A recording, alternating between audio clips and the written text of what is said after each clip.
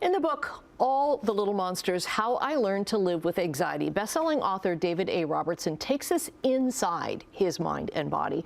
And he joins us this morning ahead of a big event tonight in Hamilton. And so glad that you're here. And I'm so glad that you wrote this book because it kind of normalizes a lot of things in my life. And that's kind of your takeaway with this book, is that you want people to kind of recognize that, okay, yeah, anxiety does this to people.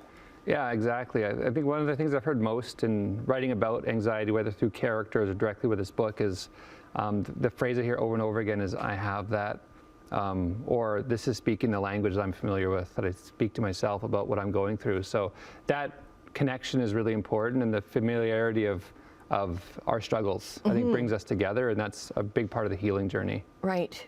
And your journey has taken you to hospital emergency rooms a number of times, and it's all these, what you describe as the little monsters, telling you that you are going to die.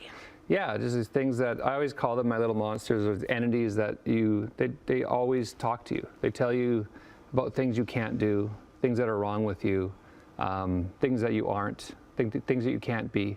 And yeah, it leads you into a spiral.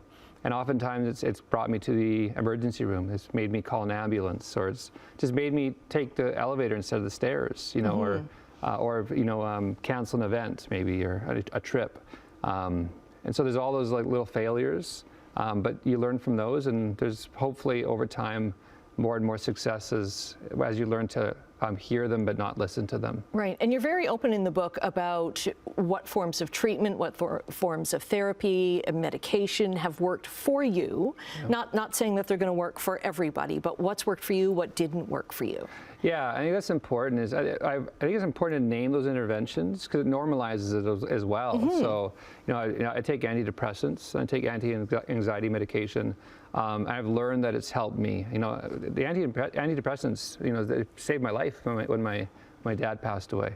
And then, you know, stuff like deep breathing and for me, exposure therapy. You know, so like you look at the stairs, terrifies you, but you go up the stairs, you realize you're still alive. You know, and that does a lot of good too. Right. You also, one of the lines in the book that really just like blared out for me was, art saves lives. So art meaning a book like this, the stories we tell, theater we see, music we listen to. Yeah, I think it's like there's the therapeutic benefits of doing something that that connects with you. For me, it's music and writing. You know, it could be reading, but you know, it's like listening to music when my dad died. It got me through that moment. It's writing my way out of depression along with the medication. And so if everybody connects with pieces of art that they feel brings them joy, brings them some kind of connectivity to the world when they feel detached from it, I think that definitely has saved my life, and I think it's saved other people's lives. And hopefully this book, I don't want to say this book might save lives, but I think hopefully that reflection is important. People see themselves in this book.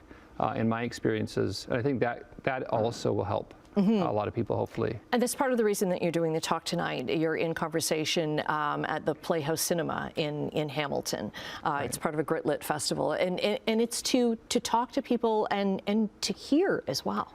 It's a conversation. You know, that's what it is. It's not me talking to somebody and that's it. And I invite people just to talk to me too. And those are the ones you listen to very carefully. And you tell them as much as you can from your lived experience, and you make connections and build community. Yeah, and community is really important, to talk to somebody else, to find somebody else. I think it's vitally important. I think it's one of the most important things you can do on this journey that we're on. You talk about, we got about 20 seconds left, but you talk about the difference too between supports and crutches. Right. Here. Yeah, and that's important. I think for me, like anxiety medication begins to become a crutch. I need to find my way out of that. Okay. Family, friends who've been through it, who understand me, those are the most important supports to have. Okay, we'll get that link up on our website, chch.com. David, a pleasure to meet you. Thanks for having me. Thank you.